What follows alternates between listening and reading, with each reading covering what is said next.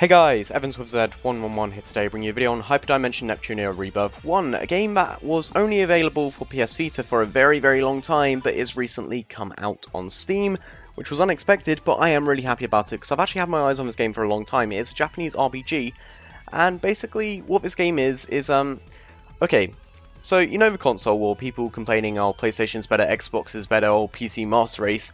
This is an anime representation of that game where each console is represented by a goddess, like PlayStation is the PlayStation goddess and Neptune is the Neptune goddess, which is the one you play as.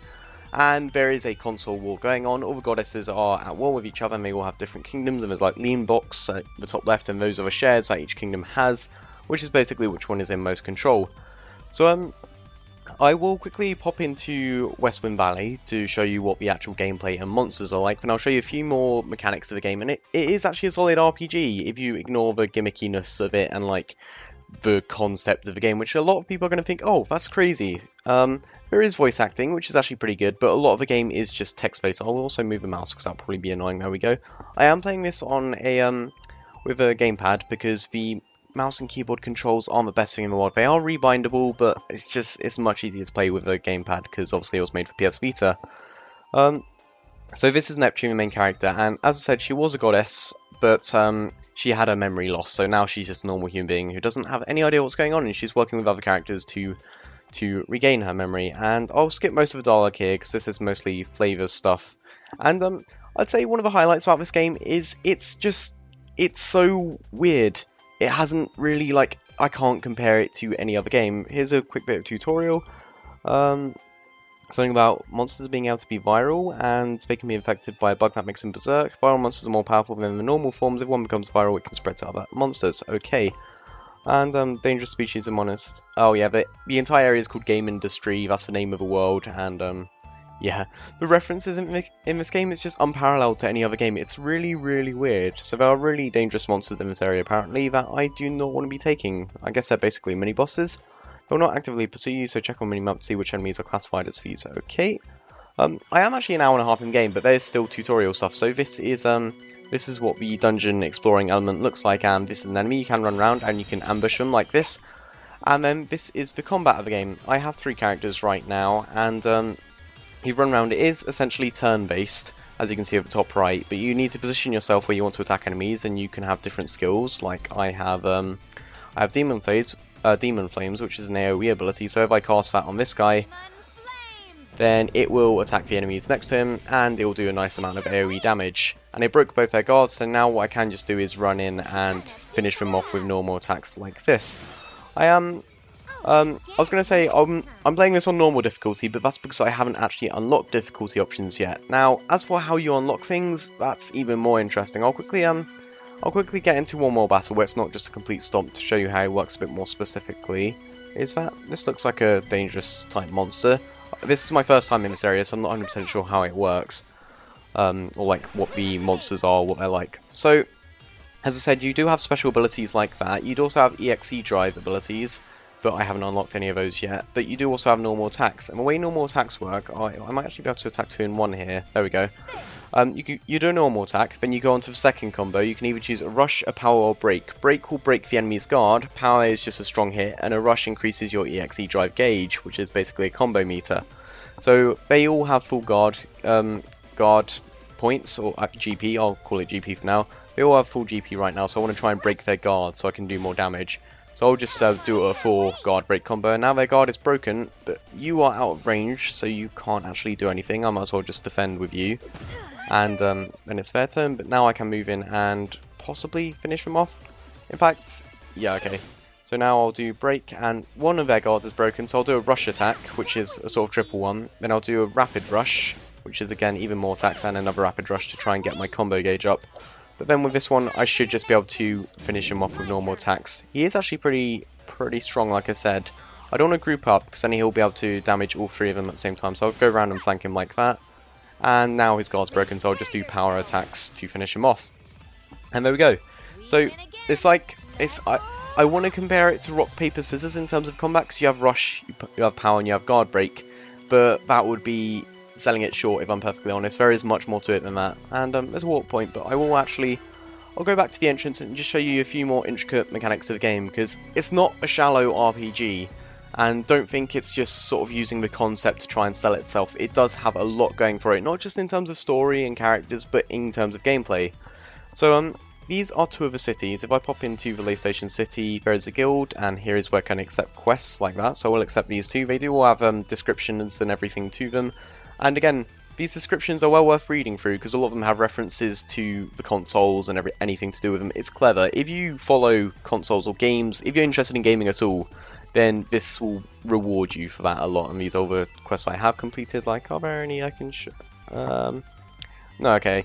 I won't go too much into detail, because that would just detract from the point of the game. But another interesting thing is, you can create discs, and discs essentially change gameplay mechanics. So say if I equip a, I'll create a new disc, I'll create it with a cassette, and then I can put an idea chip in. Like, if I put a shooter chip in, that will decrease the wait time between turns. If I put an adventure chip in, that will decrease the required SP to use skills, and if I put in an arcade one, it will give me a chance to inflict poison every time I attack an enemy. So, say if I put an adventure chip in, and then I can also put a scenario chip in. So this will lower damage received from data type foes, or data type foes, however you want to say it, and then I can burn this as a disc, which will create a cassette which I can use and I can equip, which will change my like, it's a really intricate crafting mechanic essentially. And I also have disc cards, so I could put another scenario chip in, and then I don't actually have any of those yet, so I won't be able to do that. But that's just one example, being able to create discs, and you can create godlike discs, which are basically super ones if you have the right materials and the right combinations and everything. So again, that's really complicated. But then there is also another layer. If I go to, where is it, commands, and oh gosh, I'm actually I need to get plan. Okay, here it is. There are system plans. So your character has a hard drive essentially that has a certain amount of memory, and with this memory you can influence different things. Like with this, it's basically, it adds gameplay mechanics. So for this one, every time I attack an enemy, if they're weaker than me, it will instantly kill them, as opposed to me having to waste the battle, and that will use up 8 megabytes. So if I wanted to craft that with the intelligence boosters, which I need to collect, then I can, but that's completely optional. There's also difficulty modifiers. So like, there's a plan there. I profess myself to be a hardcore gamer, that's why I never play on normal difficulties, it's not fun at all. And then there's that one, which is for casual gamers. So you can create these plans, which will either make monsters stronger or easier, which is effectively the difficulty option of the game. They could just easily throw in there's an easy difficulty and a hard difficulty, but this makes it much more thematic, and I don't know, it makes it just unique. As I said, you can also get plans that change the items that drop in forests, because the game is very, I want to say, meta. It's very self-aware of itself. It breaks the fourth wall a lot, and the characters acknowledge the fact that you are playing a game and you can change gameplay mechanics. And you can even just like add dungeons if you collect that. So I could create this plan, which will use 60 megabytes, and it will use the materials, and I've now added a dungeon to the overworld map, which will appear there. And then I can go there for presumably different types of monsters. And as well as that, the characters do all have, like, you can customize their combos, they all have moves, and there's a lot of equipment. You can customize them with different equipment, there's stats. As an RPG, it is a very, very solid game with lots of items, and that's why I'm just trying to reassure the fact that the concept isn't what sells this game. As a game on its own, it is very good as well. There's lots of different characters, there's combos, there's skills, and yeah. This isn't a shallow game, like a lot of people will assume it is. There's numbers, there's lots of equipment, there's lots of quests, there's lots of side content, and everything like that. But for now, I will go to Westwind Valley to show you a bit more gameplay, because as it currently is, I am trying to defeat a monster which is blocking trade routes in the game. And basically, I am in the PlayStation zone because I'm trying to find out answers, basically, because I found discs that are summoning monsters, and I want to work out what the hell they are, as well as trying to uncover my memory. So I'm trying to find the goddess of the PlayStation realm. Ooh, there we go. That was a secret.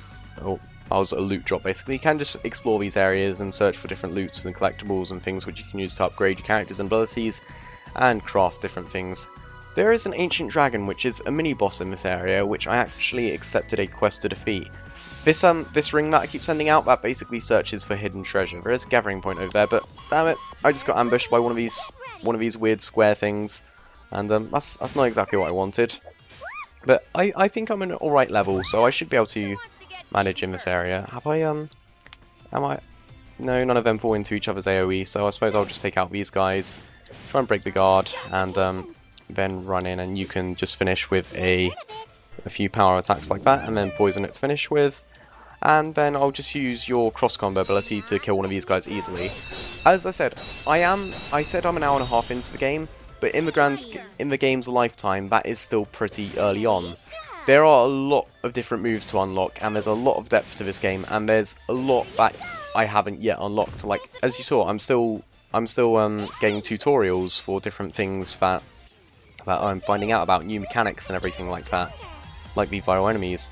I unlocked a new heal skill with what's the name, Compa, so I'm gonna change up. In fact, is that a SP skill? Okay, it is. Finally, I've unlocked a new skill, and that cures poison from someone, which strangely enough is actually weaker than the heal. I mean, it costs more. I don't understand how that works out, but maybe poison is actually very debilitating. I haven't encountered it yet myself. But I kind of want to get my EXE drive gauge up so I can show you some more of the combos, but I kind of want to fight this dragon too. So I'm actually gonna, ooh, I got a Killer Aim module. How does that, one sec. Oh no, I can't craft any discs because that's over in the overworld. I'm gonna see how this boss dragon works out. As I am, oh, okay. That did a lot of damage, but if you look at the top right, I've got a lot of turns now, so maybe this is just a very sort of powerful monster, but I can kill it because I can attack faster. So I'll try and break its guard. Ooh, I'm not sure. Its guard is being broken very slowly. Let's keep at it. See if I can start doing damage once its guard is broken properly. How much damage am I going to be doing? Okay, I'm not doing anywhere near enough damage, so I am going to retreat instead. I need to retreat by getting to the edge of the arena, which I can't do right now because I'm too far away. Can I? There we go. Okay, escape chance, and I failed to escape, which means you're going to kill two of my allies, and I need to try and escape again, but I failed. Can I escape? Oh, why do I keep failing to escape? This is not what I wanted at all. Okay, maybe I'm not the right level to defeat the ancient dragon. That really didn't... What is it with me and failing games that I'm trying to do well at? And it sends me back to the menu, so everything I just did before I started this video, I've lost that progress. Oh, wow.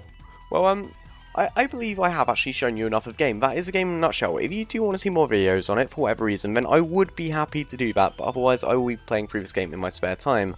Because I've been thirsting for a decent RPG on Steam, and this is exactly the kind of RPG that I like. I really enjoy playing through these sorts of RPGs, and instead I've had my eye on this series for a while, but I haven't been able to enjoy it because it's been restricted to PS Vita.